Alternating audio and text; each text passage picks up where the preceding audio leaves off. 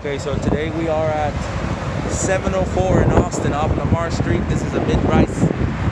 We are going to be painting all the metal rail, the soffits, the fascia, the landing soffits, front doors, patio doors, and the trim. We have 6 guys here today. They're starting to do the power wash.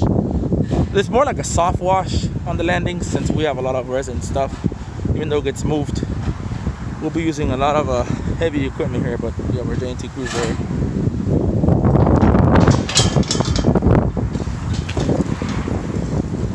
So we're starting on this end here today, all these metal ones, and we'll be continuing on to these back here. Also, we'll be doing the front of the office, but I'll be doing a separate video for that. Our teams are cold today because of the weather, but we'll be moving on forward today. We're going to do all the metal. There's a lot of repair areas that weren't included originally, but our customer is requesting that we fix it. So areas like this, we have a syrup, the paint, the primer, you can't really apply it to that. It won't stick, so you have to fix it. So as part of our service that we do, we try to give it a little more.